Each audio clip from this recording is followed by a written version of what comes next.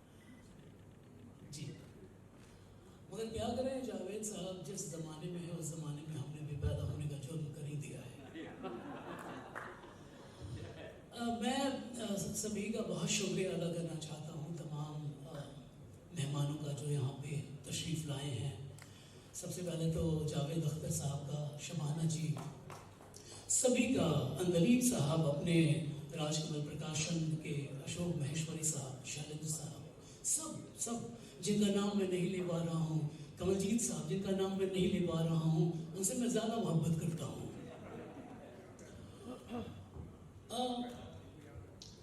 मैं मजरू साहब को जानता हूँ,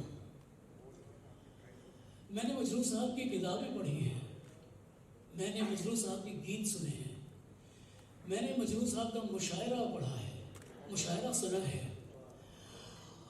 एक दिन मजरू साहब को मैंने कांधा भी दिया है।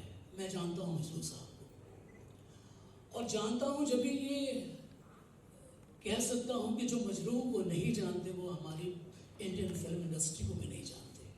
जैसा कि जावेद साहब ने अभी कहा कि उन्होंने 1948 की फिल्म शाहजहां से शुरुआत की थी। गम दिए मुस्तकिल, कितना नाजुक है दिल, ये न जाना, हाय हाय रे जालिम ज़माना।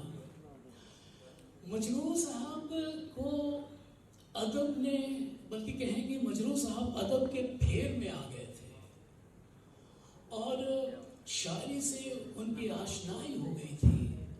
अगर वो लिख रहे हैं कि हुस्ने जाना इधर आईना हूँ मैं तेरा, मैं संवारूंगा तुझे, सारे गम दे दे मुझे, तो वो अपनी शायरी से गुफ्तगू कर रहे हैं। अगर वो कहते हैं कि महबूब मेरे, तू है तो दुनिया कितनी हंसी है, जो तू नहीं तो कुछ भी नहीं है, अरमा किसको जन्नत की रंगी गलियों का, मुझको तेरा दामन है बिस्तर गलियों का। वाह भाई वाह, ये अपनी महबूबा से शायरी से गुफ्तगू कर रहे हैं। मजरू साहब ने इतना इश्क किया शायरी से ना, कि अगर आप चाहें तो मजरू साहब का 3 मिनट का गाना सुन लें या 3 घंटे की वो फिल्म देख लें जिसमें ये गाना है, आपको पूरी फिल्म की कहानी समझ में आ जाएगी। जैसे कि मिसालें कई हैं, जैसे कि इस अनोखे जगत की मैं तकदीर हूँ, ये क्या वैल्यू है इस लाइन में। इस अनोखे जगत की मैं तकदीर हूँ, मैं विधाता के हाथों की तस्वीर हूँ, इस जहां के लिए, धरती माँ के लिए शिव का वरदान हूँ मैं तुम्हारी तरह। जाने वालों जरा मुड़ के देखो मुझे, एक इंसान हूँ मैं तुम्हारी तरह, जिसने सबको रचा अपने ही रूप से, उसकी पहचान हूँ। तो चाहे आप दोस्ती फिल्म देख लीजिए या इस गाने को सुन लीजिए, पूरी फिल्म दिखाई पड़ जाएगी। मैं उस वक्त तो नहीं था बम्बई में, और नासिर हुसैन साहब खुद कितने बड़े डायरेक्टर प्रोड्यूसर थे, लेकिन मुझे नहीं लगता है कि नासिर हुसैन साहब ने मजरू साहब को ये कहा होगा जो मजरू ने लिखा है। उन्होंने तो यही कहा होगा कि भाई देखिए, शम्मी कपूर साहब की और आशा पारिक की है जो वो कहीं फंस गए हैं रात को, और सुबह जब आँख खुलती है तो आशा पारिक बहुत अच्छा एक समा बंधता है, कोई कश्मीर या खंडाला है, और आशा पारिक आगे हैं और शम्मी कपूर पीछे हैं। भाई एक दिल फरेब गाना लिख दीजिए, एक आशिक मिजाजी वाला गाना लिख दीजिए। ये तो नहीं कहा होगा ना कि दीवाना मुझसा नहीं इस अंबर के नीचे, कातिल है आगे है कातिल मेरा और मैं पीछे पीछे। तो क्या वैल्यू निकलता है इसका कि मेरे कातिल, मैं तुम्हारे जस्ट पीछे हूं, जरा एक नजर तो देख ले मुझे, कत्ल कर दे मुझे, मार दे और मुझे इस तरह की जिंदगी दे दे। ये मतलब उसका निकल रहा है। मजनू साहब ने, जैसा कि जावेद साहब ने कहा कि आंचलिक रंग जो फोक है उसमें बड़े गजब गजब के गीत लिखे। आज जावेद साहब भूल गए, वरना जावेद साहब का एक जुमला है कि मजनू वो थे जिन्हें सावन और भादो के बीच का फर्क मालूम था। जैसे मैं तो ये चाहता हूँ कि काश उस जमाने में मजरू साहब से जो कुछ 5-7 भोजपुरी फिल्में की हैं, कैसे कैसे रंग उसमें भरे हैं। रखिया बंधाला भैया सावन आए, क्या गाना है, कैसा गाना है वो। या फिर अगर हिंदी फिल्म नहीं है तो हम गबनवा न जेबे बिना झूलनी, वो कैसा गाना है? सजनवा, ये जो अंदाज है बोलने का, मतलब हुआ ये मजरू साहब ने जी जी जी, जब तुम चोरी से बंधे एक डोरी से, यही होगा। अच्छा, ललित साहब यहाँ पे बहुत बड़े आर डी बर्मन के फैन हैं। मैं एक बात कहने की इजाज़त चाहता हूँ, और वो ये है कि एक जो 1973 की जावेद साहब की फिल्म यादों की बारात है, उसको क्रिटिक्स एक ग्रैंड म्यूजिकल सागा समझते हैं।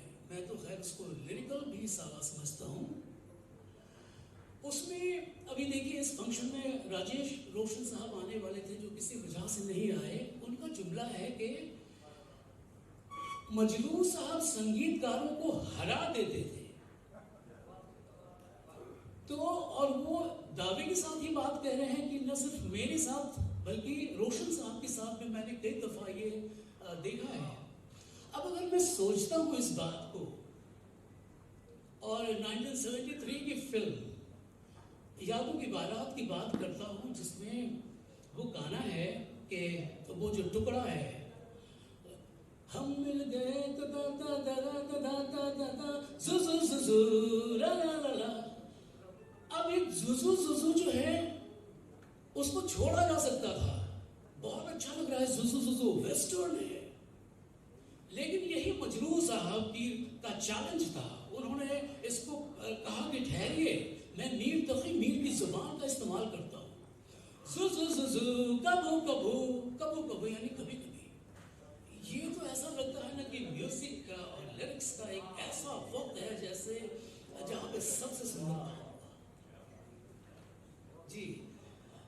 मजनू साहब की तो कई बातें हैं, और मैं क्या बताऊं।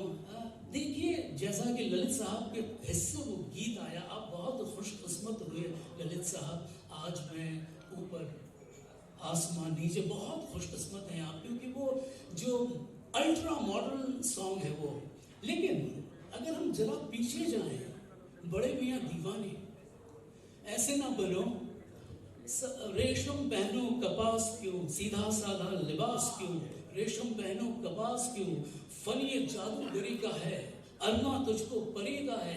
अब सुनिए जरा सा, क्या रेंडरिंग में गलती हो गई है कि साउंड में गलती हो गई है कि ये राज बहुत बाद में पता लगा।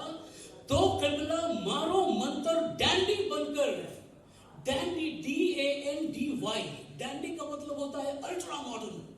तो कबला मारो मंत्र डैंडी बनकर निकलो वक्ते शाम। ये शायरी कर रहे हैं कि हमारे जख्मों को सहला रहे हैं, दिल के भगोले फोड़ रहे हैं। बॉम्बे के बारे में मजरू साहब से ज्यादा अल्टीमेट सॉन्ग किसने लिखा है? ऐ दिल मुश्किल है जीना यहाँ, बेघर को आवारा यहाँ कहते हंस हंस, गले काटे खुद सबके कहे इसको बिजनेस, एक चीज के हैं कि इनाम यहाँ, जरा बच के, ये है बॉम्बे मेरी जान। कितनी बातें हैं। मेरी पर्सनल कई मुलाकातें हुई हैं, और वो भी कम दिलचस्प नहीं है। मजरू साहब का मिजाज ही ऐसा था, जिसकी तरफ जावेद साहब ने भी इशारा किया और ललित साहब ने भी किया। एक दफ़ा उन्होंने मुझे घर पे इंटरव्यू में लेना चाहता था, उनको बुलाया उन्होंने, रिजवी कॉलेज के बगल में जो घर है उनका, और मुझे बिठाया गया एक साहब के द्वारा। उनके मिजाज का पता लगता है इससे। तो उन्होंने मुझसे पूछा कि साहब कुछ लेंगे चाय? तो मैंने कहा कि नहीं ठीक है। और थोड़ी देर के बाद मजरू साहब जो नहा धो रहे थे आ गए हमारे सामने और बातचीत में लग गए। और उन्होंने तुरंत पूछा कि भाई चाय मिलेगी आपको, चाय आप लेंगे ना? तो मैंने कहा कि नहीं नहीं। उन्होंने बुलाया उन साहब को और कहा कि भाई आपने चाय को नहीं दी अब तक? तो मैंने कहा कि नहीं, इन्होंने पूछा था। अरे भाई तो क्या आते ही चाय पीनी शुरू कर देंगे?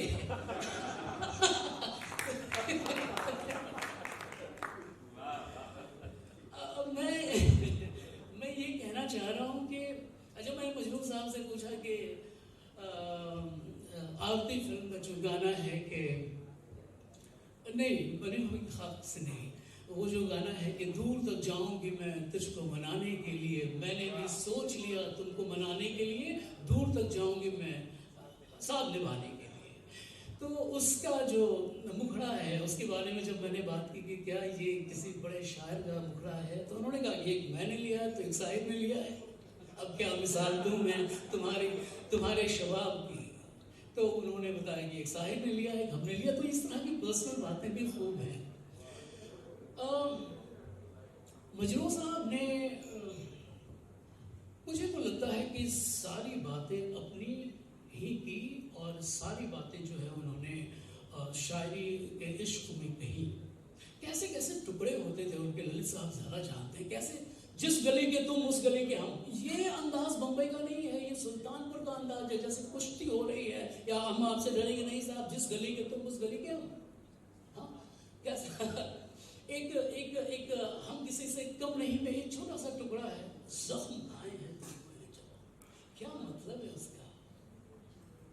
हाँ जी जी, बातें बहुत हैं, लेकिन मैं ये कहते हुए अब समाप्त करता हूँ कि जैसे कि उन्होंने अंदाज फिल्म में कहा था कि तू कहे अगर जीवन भर मैं गीत सुनाता जाऊँ, उसमें कहते हैं कि इसको मिटाना उसको बनाना इस नगरी की रीत रे, लेकिन मजनू को मिटा नहीं सका बम्बई। हम आज भी उनको याद करते हैं, खूब याद करते हैं। एक नज़्म तो कही है मैंने मजनू साहब पे, और मैं देख के पढ़ सकता हूँ, मुझे ज़रा सा ढूंढ दीजिए पन्ना, बस ये आखिरी बात है। और जावेद साहब मैं देख के पढ़ रहा हूँ तो आप ये ना समझिएगा कि ये मेरी नहीं है, मैंने तो हंसा लिखी है।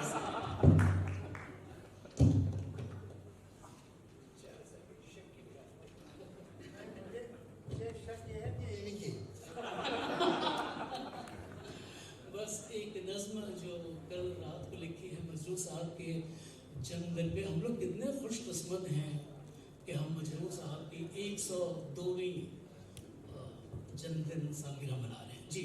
इसका उन्वान है मजनू सुल्तानपुरी। था वो मजरूह दिल सुल्तानपुर का रहने वाला था वो मजरूह दिल, वुंडेड हार्ट, था वो मजरूह दिल सुल्तानपुर का रहने वाला था कि जिसकी शायरी में बस उजाला ही उजाला था। शुक्रिया। था वो मजरूह दिल सुल्तानपुर का रहने वाला था कि जिसकी शायरी में बस उजाला ही उजाला था। मोहब्बत इल्म था उसका, मोहब्बत ज़ात थी उसकी, मोहब्बत वाली दुनिया में अलग एक बात थी उसकी। मोहब्बत इल्म था उसका, मोहब्बत ज़ात थी उसकी, मोहब्बत वाली दुनिया में अलग एक बात थी उसकी। था वो मजरूह दिल सुल्तानपुर का रहने वाला था कि जिसकी शायरी में बस उजाला ही उजाला था।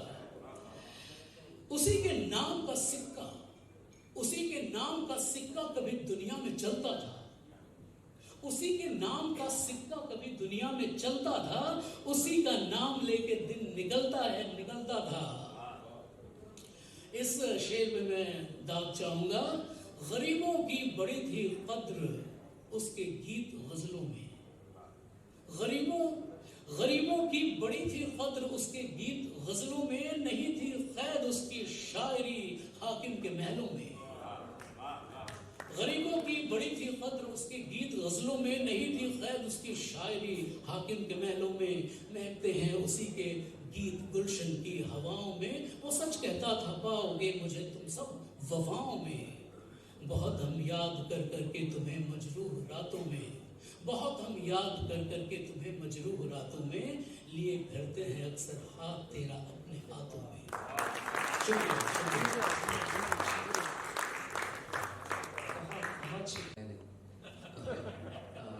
और बस एक छोटी सी बात, विजय अकेला जी ने 3 गीतकारों की किताबें तैयार की हैं। 2 का नाम तो जावेद साहब ने ले दिया, 1 का छोड़ दिया। वो जानिसार अख्तर साहब हैं, आनंद बख्शी, जानिसार अख्तर और मजरूह सुल्तान, तीनों हमने छापी हैं। ये हमारी खुशकिस्मती है।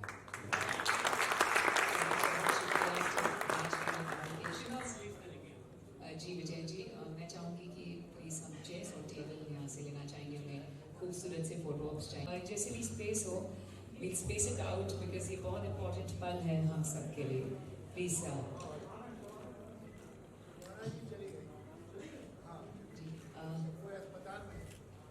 जान कुमार सानू जी प्लीज आ जाइए, मैम सब आज ही हैं हमारे साथ।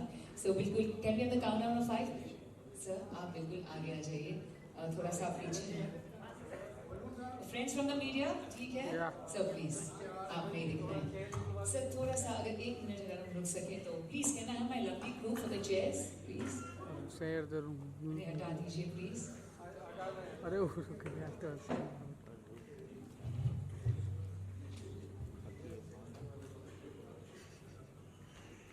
संजीव दर्शन जी प्लीज, राकेश निगम जी आप आ जाइए, अनिल मुरारका जी प्लीज। तो आइए, at the countdown of 5, are we ready? Ladies and gentlemen, the unveiling of the book. रहे ना रहे हम महका करेंगे, मजरू सुल्तानपुरी जी, pen down by Vijay Akela ji. 5, can I have a countdown from all of you? Jaan please aa jaiye. 4, louder. 3, 2, 1. Heartfelt congratulations to Vijay Akela sahab. बहुत बहुत मुबारक हो। humble thanks to Javed Akhtar साहब for being the honors। मैं आपको बुलाना चाहूंगी, ma'am please आ जाइए, प्लीज आ जाइए प्लीज। यस मैम, एक group picture sir, Anil sir thank आगे you. Kawaljeet sir please. Yes Anil sir आ जाइए। Ready, one more. मैं तहे दिल से शुक्रगुजार हूँ आप सबकी, friends from the media. Thank you films today, the club dream boards, Mayuri media works, Bollywood अदार, राजकमल प्रकाशन। हाँ जी एक ग्रुप फोटो टेबल के आगे please. Humble request to Vijay ji, अगर जावेद अख्तर साहब आगे आ जाएं टेबल के, हम टेबल थोड़ा सा पीछे कर देते हैं प्लीज, रिक्वेस्ट है। To my lovely friends, can we take the table off? जल्दी कर दीजिए sir please, can we take the table off? Sir 1 second please, 1 second. सभी बहुत एक्साइटेड है to unveil the book. Vijay Akela sahab actually. Sivan जी सबको line में।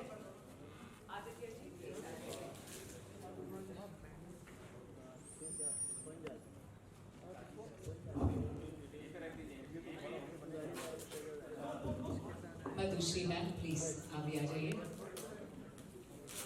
हाँ sir ready, still थोड़ा पीछे। यस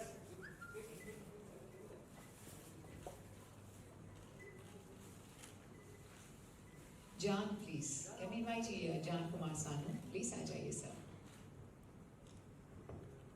आदित्य आ गया, देख लिया। अरे still wait sir, centre. Yes ready madam, mobile thrown by delete sir, still या सेंटर सेंटर।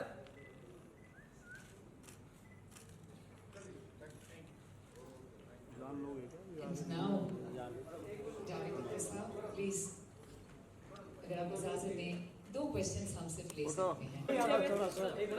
आदित्य आ गया। हाँ जावेद सर सामने। Thank you. या रमेश जी पे रमाकांत जी to जावेद अख्तर साहब।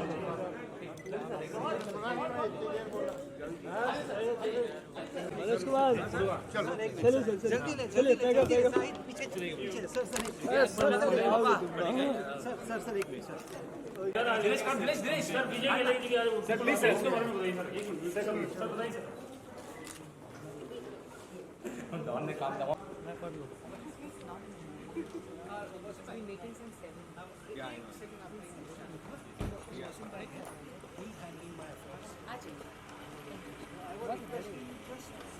पकड़ने लगा।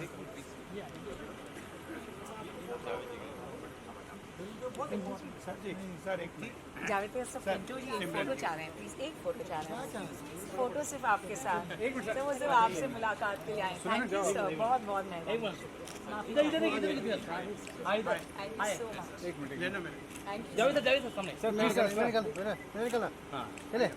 और विजय जी के बारे में आइए। दोनों कलाकार हैं मेरे बेटे, क्या बात, अपकमिंग कंपोजर्स। निकाल दो थोड़ी पर्दा। Very nice. मजू साहब के बारे में बोलिए, मैं क्या बोलता हूँ आपको। डैड हमेशा ही बात करते हैं मजरू साहब के बारे में। हम सुबह रियाज करते हैं डैड के साथ, तो अक्सर ही किस्से बताते हैं dad, and how much of change he's made in his career. He started off his career with Majru Saab, and he's actually kept my sister's name Seher. So he's connected to us on a very personal level. And बस यही कि उनसे I've never been fortunate enough to meet him, but he's a very उनकी किताबें हमने पढ़ी and he's really made a difference in our lives. What do you want to say? जी वही कि डैड बहुत स्टोरीज बताता है मजरू साहब के बारे में कि वो कैसे लिखते हैं और कि क्या कहानियाँ हैं उनके बारे में, और हमने बहुत डैड के थ्रू सीखा है उनके बारे में और कैसे उनके गाने बनते हैं और डैड और कैसे साथ में बने।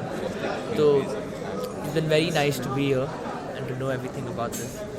विजय जी आपसे मैं चाहूँगा, जावेद जी ने जतिन इतने लोग आए, अपना टाइम दिया, क्या कहना चाहेंगे इतनी बड़ी बात आपके लिए? आज तो बहुत बड़ा दिन है, आज मजरू साहब की सालगिरह है 102वीं, और कोविड अभी समाप्ति की ओर है। ऐसे में मजरू साहब के नाम पे इतने लोग आए और इतनी बड़ी बातें हुई, तो हम तो सबके शुक्रगुजार हैं, आप सभी मीडिया के और जो भी लोग आए हैं। मेरा तो जैसे मैंने तो उंगली कटा के शहीदों में शुमार है मेरा नाम। 1-2 गाने ही, एक पल का जीना फिर तो है जाना, वो हमने लिखा है। दिल ना दिया तो बोलो क्या किया। मेन गाने तो यही हैं, मगर हाँ शायरी को समझता हूँ और शायरी की कदर करता हूँ। Sir please sir. अरे आप लोग भी आ जाओ, कम बहुत अच्छा गाता है, आप इनको बुला के गवाओ। हाय, बहुत अच्छा बना रहे हैं, मस्त अंकल ऑफ कोर्स। हाँ, शानू का बेटा तो मेरा बेटा है। अरे ऑफ कोर्स अंकल, क्या हिट लोग। सर क्या कहेंगे बुक लॉन्च के बारे में? जावेद जी आए और आपने भी अपना बहुत समय दिया, और विजय जी के बारे में जिन्होंने देखिए, सबसे पहले तो विजय अकेला को बहुत बहुत मुबारकबाद कि इतनी अच्छी मजू साहब के ऊपर बुक लिखी। हम सभी मजू साहब के बहुत कायल और फ्रेंड्स नहीं बल्कि उनके फ़ैन हैं हम, और मैं अपने आप को बहुत खुशकिस्मत समझता हूँ कि मजू साहब के साथ जो लास्ट उनका जो ईयर्स का काम है 1990 से 2000 तक, वो हमारे साथ हुआ है, और बहुत सारी हिट फिल्में उनके साथ करने का मौका मिला, और उनका बहुत हाथ, आशीर्वाद और कंट्रीब्यूशन रहा है जतिन ललित के म्यूज़िक में।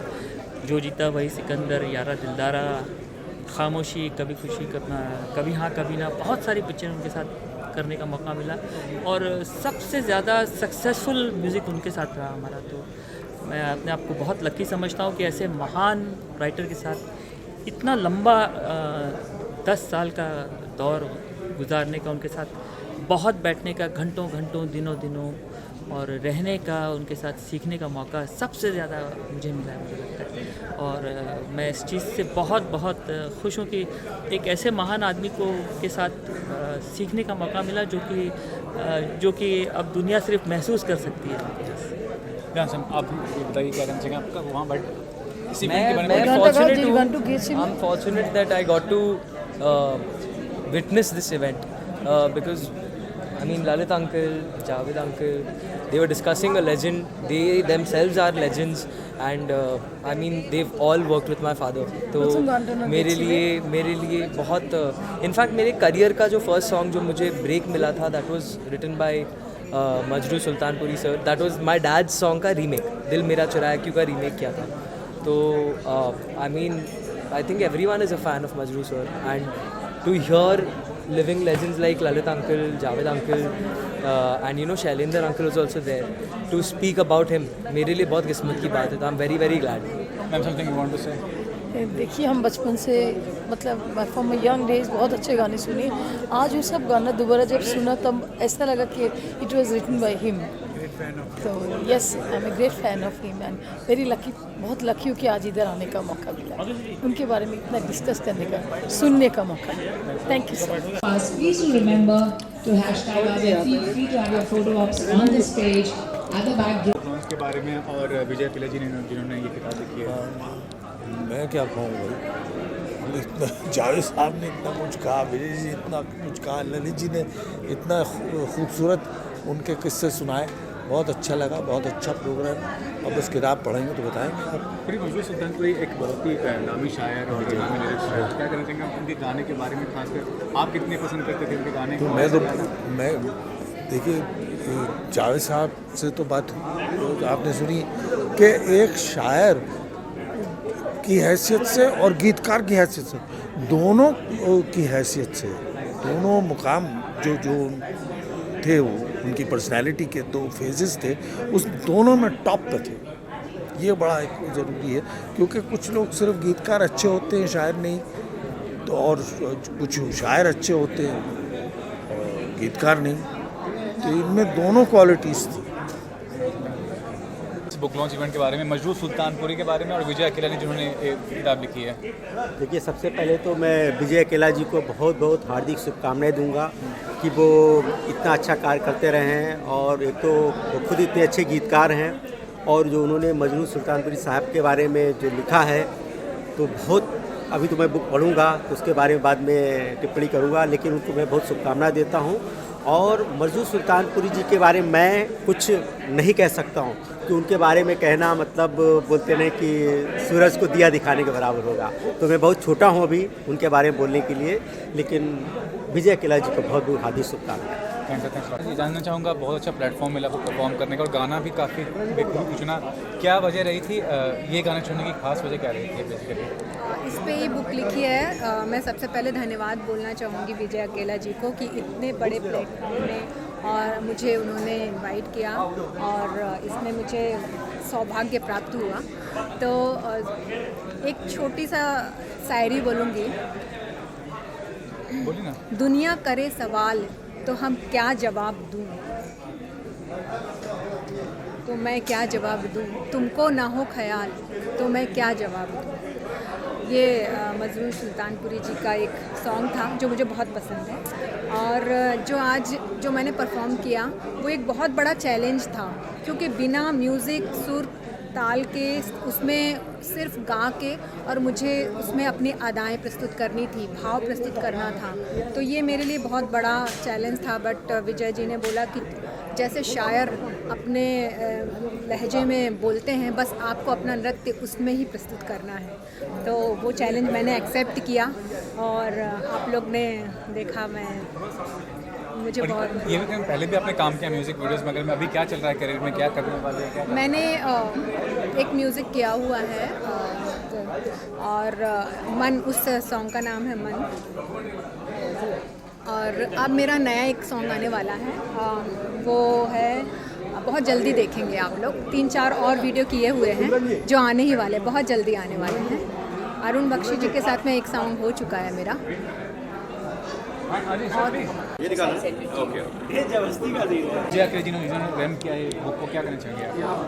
बहुत बहुत खुशी हो रही है मुझे। सबसे पहले तो मैं बधाई देना चाहूँगी विजय अकेला साहब को कि खूबसूरत सा जो किताब उन्होंने लिखा है, मजरूह सुल्तानपुरी की beautiful poems, writings, Urdu poetry और नज़्म पर। सो मैं बहुत एक्साइटेड हूँ कि मैं किताब को पढ़ सकूँ, उसे रीड कर सकूँ, उसे समझ सकूँ। विजय अकेला साहब ने हमेशा हमारे जो भी लेजेंड्स रहे हैं उन पर हमेशा किताबें लिखी है, और वो इतने इंस्पायर रहे हैं। तो मैं बहुत फॉर्चुनेट हूँ कि मैंने काफ़ी सारे शोज़ उनके साथ होस्ट किए हैं ऑन रेडियो जॉकी की। जब मैं अंग्रेज़ी म्यूज़िक चलाती थी, वो हिंदी म्यूज़िक चलाते थे, और हमारे स्पेशल शोज़ थे जो सारे टेलीविज़न चैनल्स पर फेमस थे, क्योंकि हमारी केमिस्ट्री इतनी खूबसूरत थी। तो मैंने जो भी हिंदी सीखी है, मैं कहना चाहूँगी उनसे सीखी है। लेकिन आज ये बहुत ही स्पेशल मौका था, क्योंकि ये बुक लॉन्च जावेद अख्तर साहब ने किया है, एंड आई थिंक इससे बेटर ब्लेसिंग कोई भी नहीं हो सकती है। जावेद अख्तर साहब इज़ द अल्टीमेट, एंड विजय से जो उनका रिश्ता है, शबाना आज़मी मैम से, और जावेद अख्तर साहब से, तो बहुत ही स्पेशल रहा है हमेशा। तो ये इतनी ख़ास बात होती है विजय अकेला की दुनिया में। एंड आई थिंक वो नॉन स्टॉप एक के बाद एक किताब लेके आ रहे हैं आपके लिए। आपको सिर्फ इंतज़ार करना है, क्योंकि वो ख़जाना, वो ट्रेजर उनके पास है। तो मैं बहुत बहुत खुशनसीब हूँ और बधाई देना चाहूँगी टू विजय अकेला साहब। Thank I'm so sorry. बस बेटा ये पकड़ो।